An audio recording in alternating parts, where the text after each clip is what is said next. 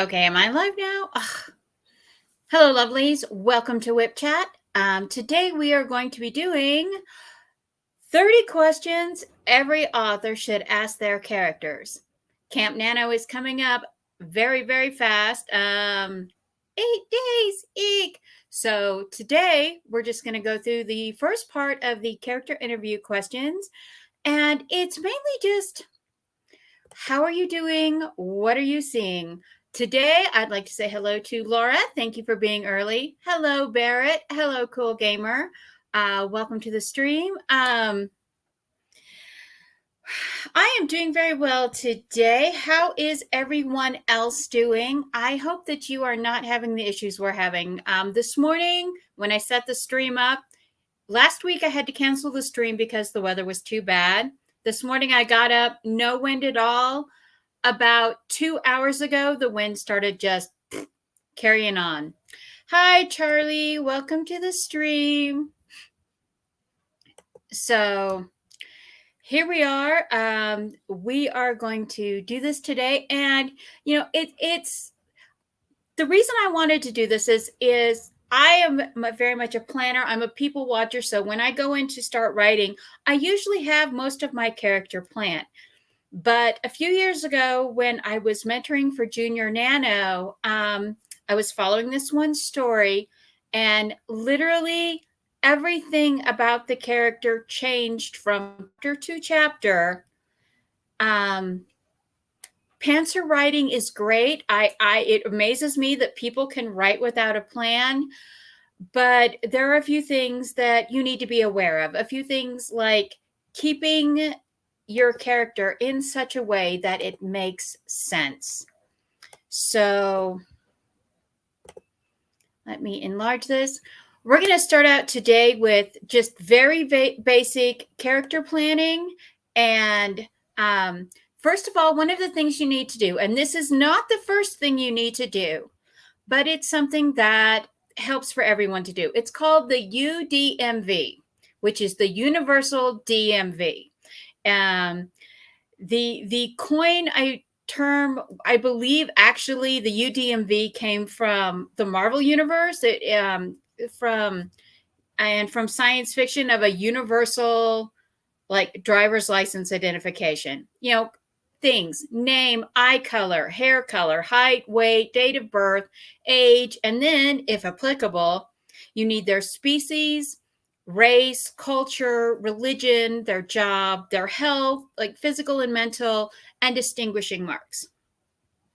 And those are very good because I have read planners where, unfortunately, like, it was like every other chapter, this poor girl was changing. Her eye color changed, her hair color changed, the height. In one chapter, she was taller than a character. In another chapter, the character was looking down at her. So it was like when we were talking about the WIP Chat world building and we were talking about mapping things. It's the same thing with your character. That said, like I said a minute ago, the Universal DMV, you don't have to set this when you start. This is not something you can always go back and fix it later, but it's handy to help so that you're not looking back through everything you've rewritten and gone, what color was this person's eyes? Because we've all done that. We've all had a character, especially side characters. I am very bad about not making all of the notes I need to make for side characters and having to go back and find what was their hair color, what was their eye color, how tall were they?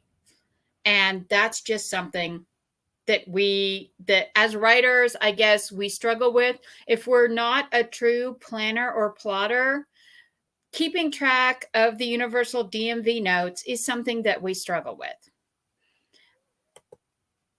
The very first question is we're going to actually interview them. Excuse me. Unfortunately, with all the wind blowing, it's kicking up all the dust and allergens, and I am desperate for my coffee today.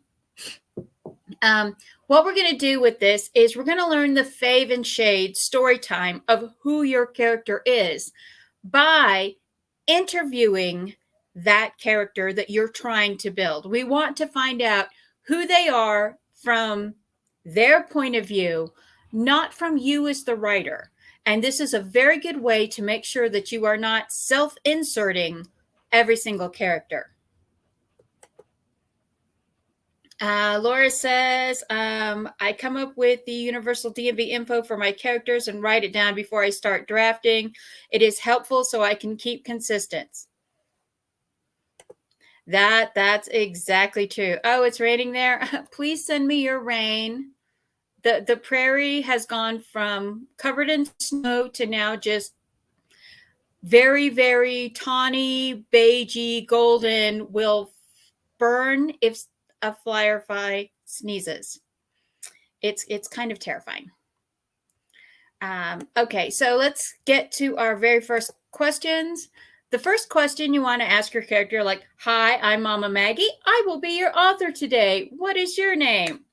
So let's start with a character named,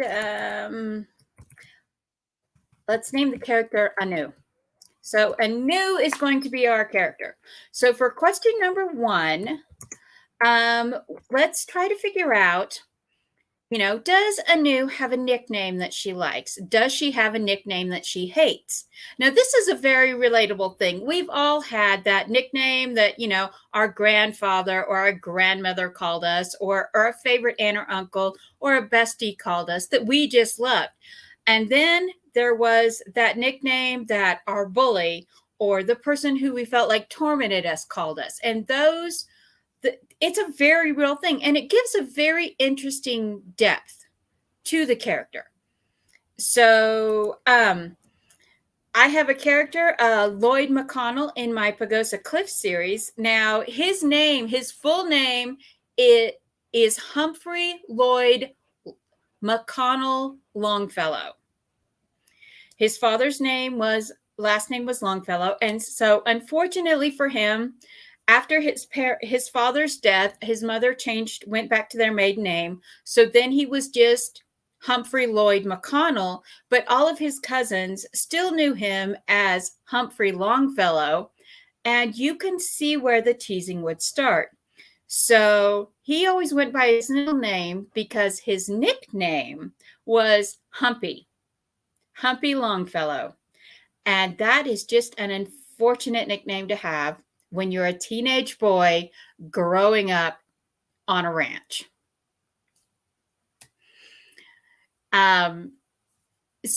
You can use these nicknames. You can use them to add a level of familiarity with the other characters. Who is friends? Who calls them by their nickname? Who calls them by their real name? Who associates with them? Who torments them and taunts them? It gives them a layer of relatability.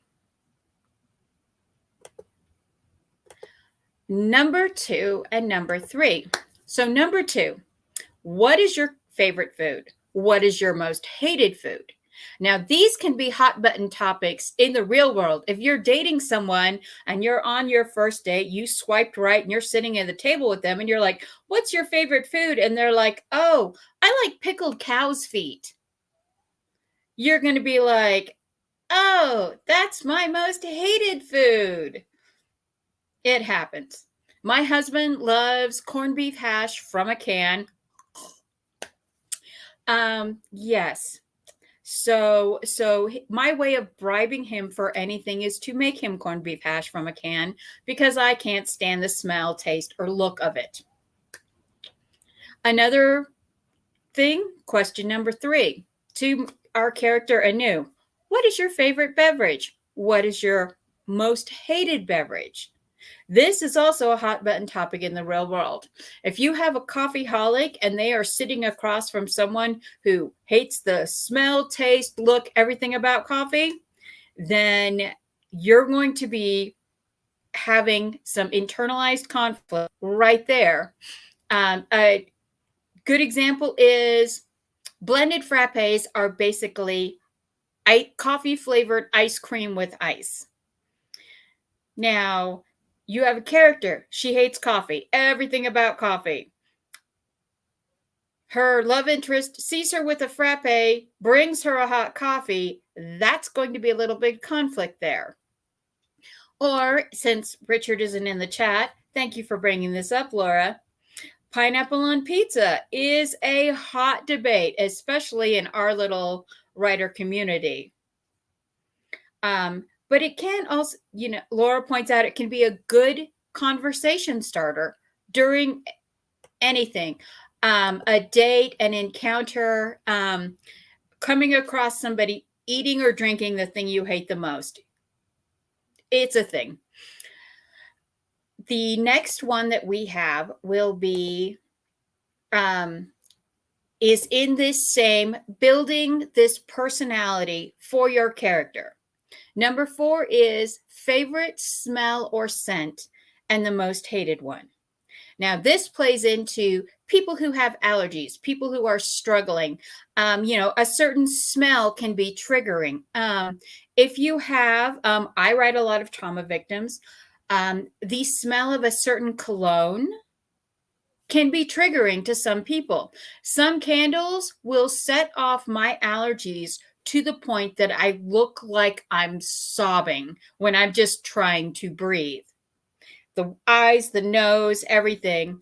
The other is number 5, favorite color and most hated color. Now, people don't really think about the color they hate the most, but I have seen a few, I guess, over a decade ago, Ty Pennington was doing this show with a bunch of designers, and they were going in and they were remodeling parts of people's houses to make it very stylish.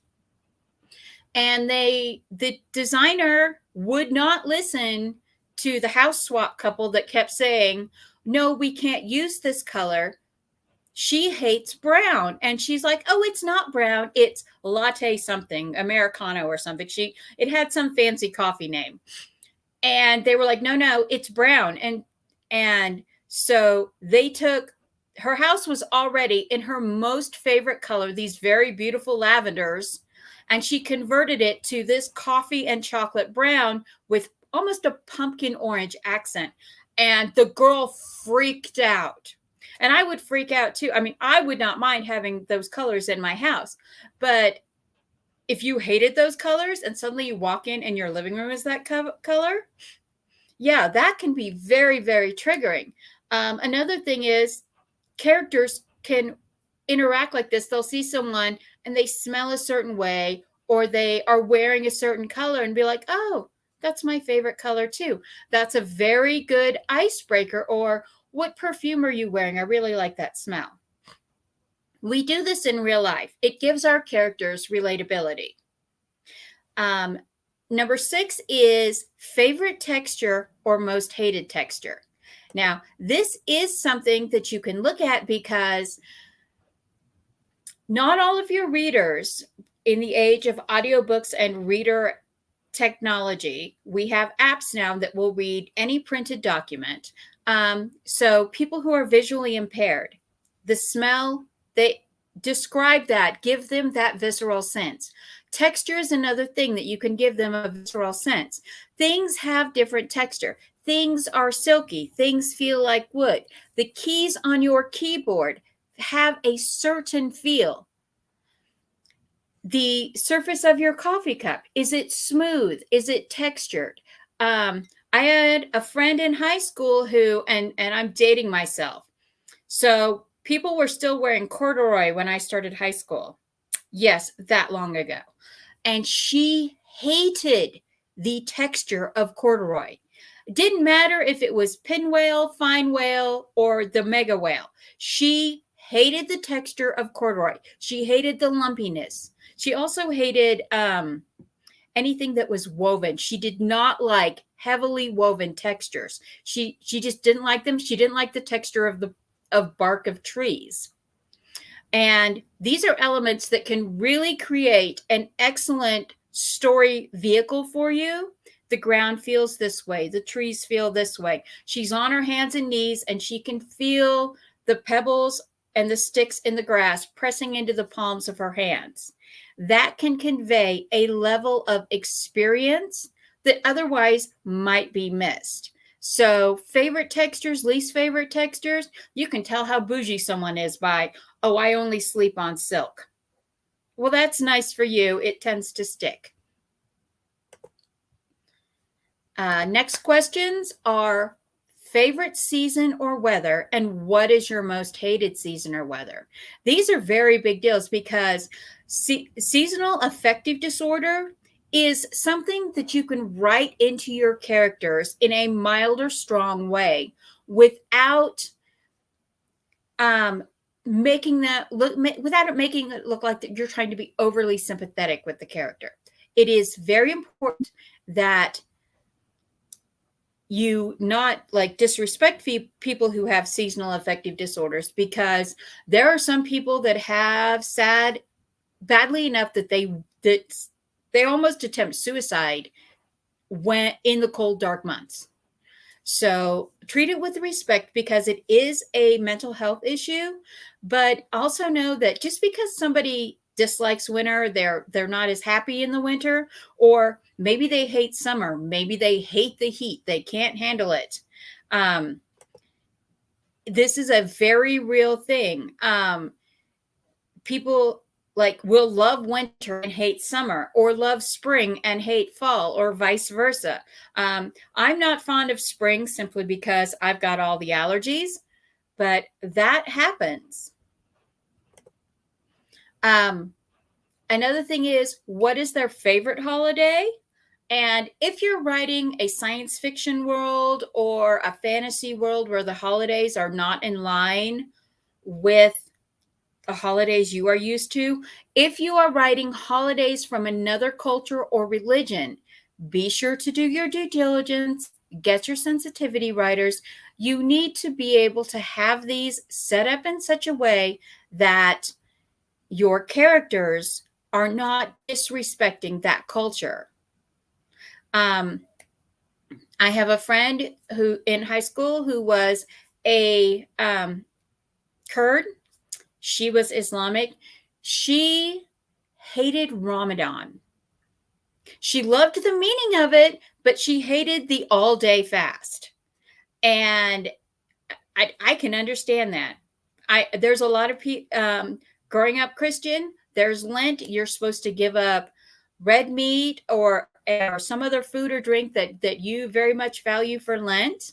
I can understand that. I can appreciate the sacrifices being made for both of those two holidays. However, I'm not a fan of that because I see it as something like the day Easter hits or the day after Ramadan is over, people are binge eating the thing that they denied themselves for the entire celebration.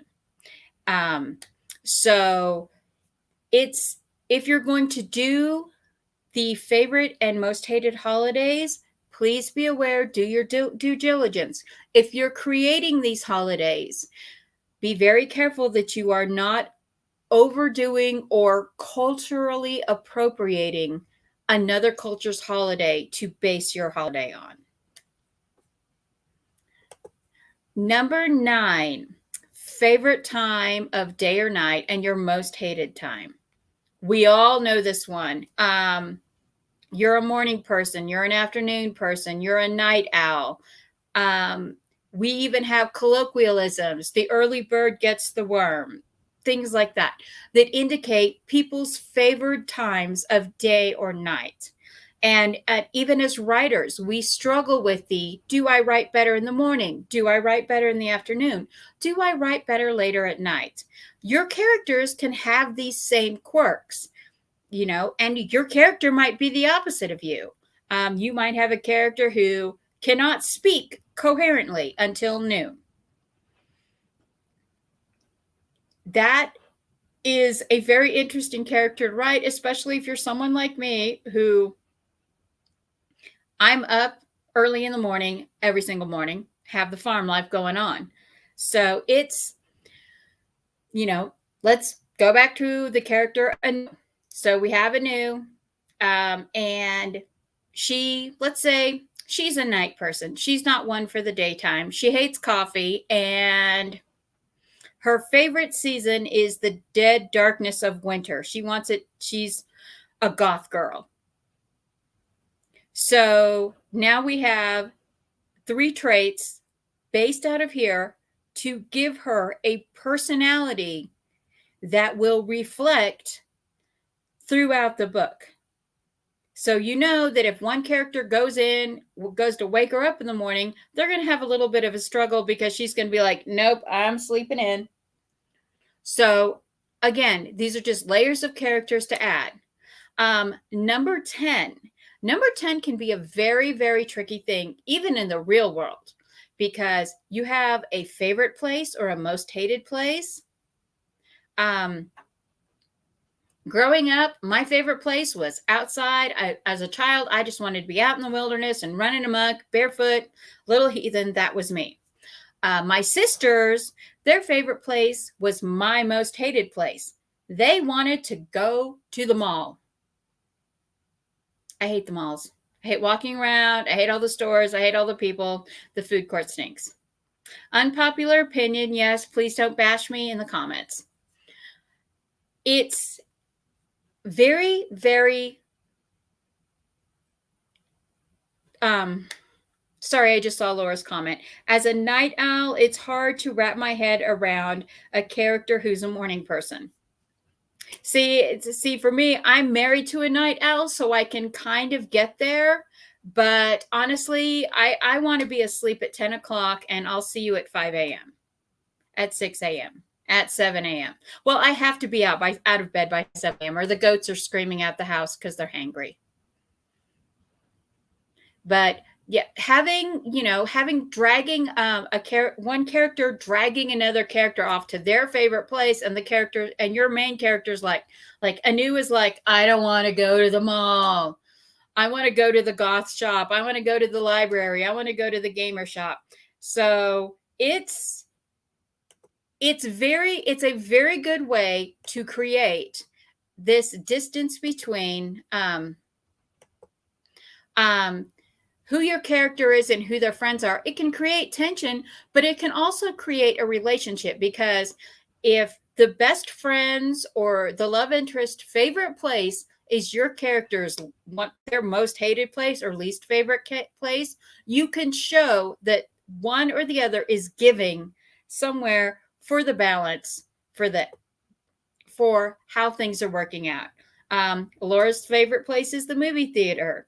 FYI, Laura is an amazing lighter who does animation lighting and movie lighting, and she has lots of short horror stories that I am fortunate enough to have beta read, and so it is completely understandable that Laura's favorite place is the movie theater.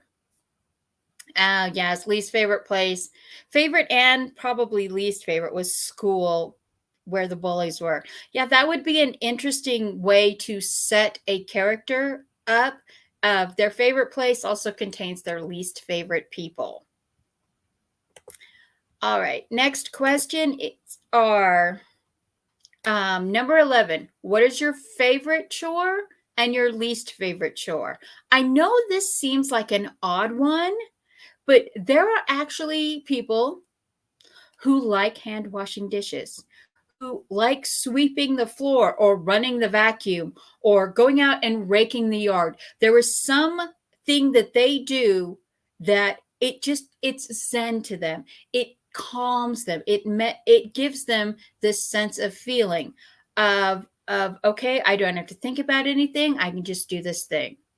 And then, of course, to have the favorite chore, you have to have the most hated one. And whether it's scrubbing the toilet or cleaning out the refrigerator or changing your niece or nephew's diapers,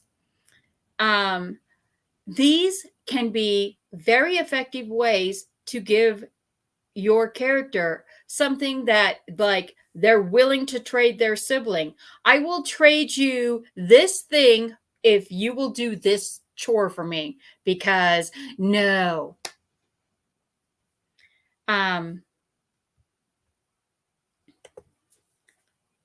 What did Barrett? Who are these hand washing dishes people? Yes, I'm one of these hand washing dishes people. Barrett. Yes, when I get stressed out, I will pull the dishes out and wash them.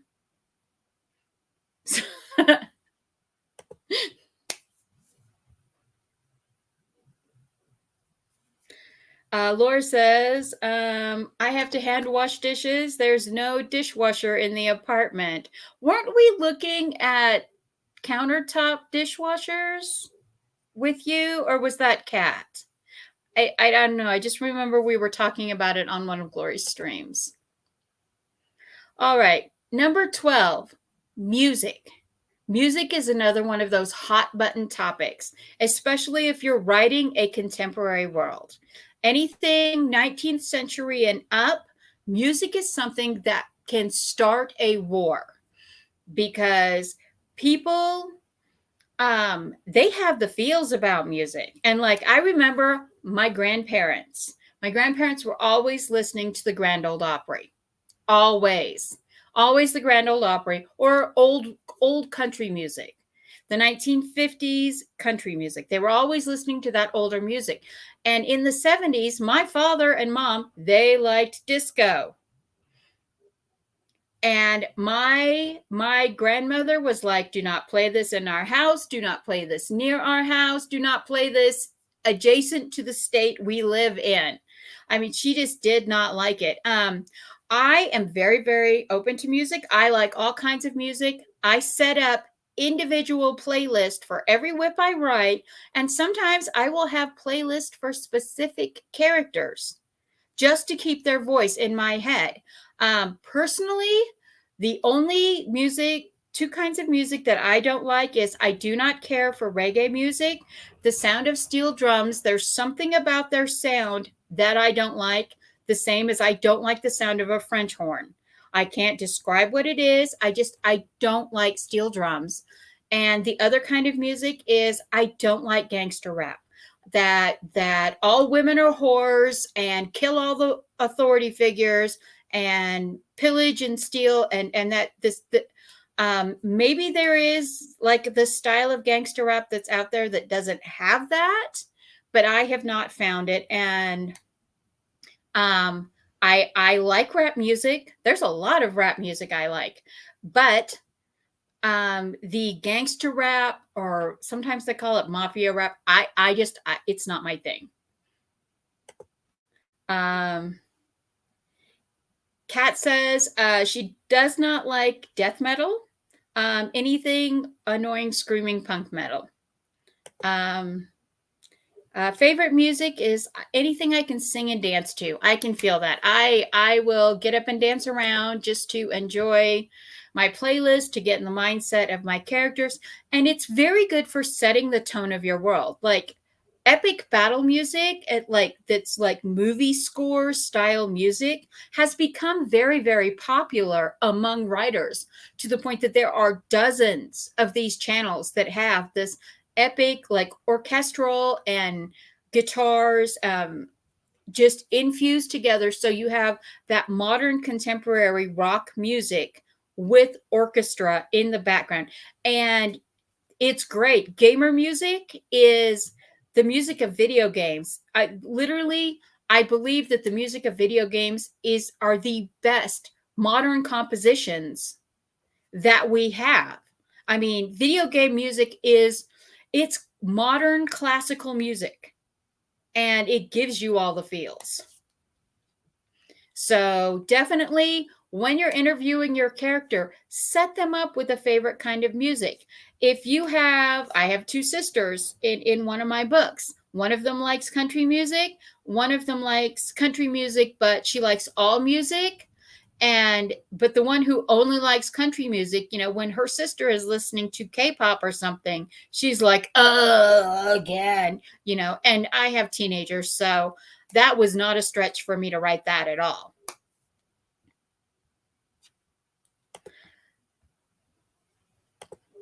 All right.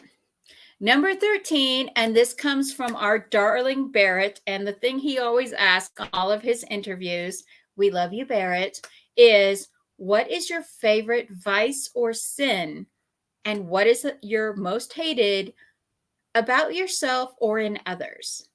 Now, this is a very interesting thing to put into a character, having that one thing that they find unforgivable, having that one thing that they will do even though they know it's wrong.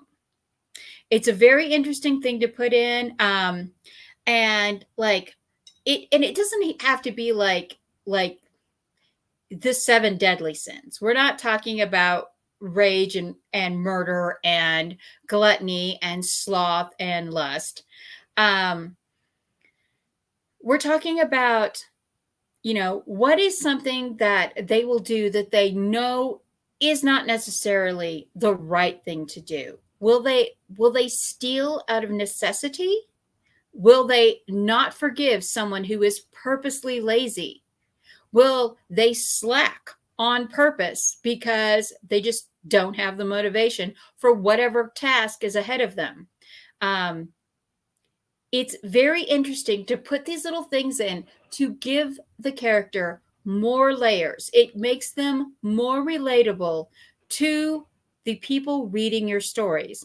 If they have that, nope, I don't forgive that, or yeah, I might do that sometimes.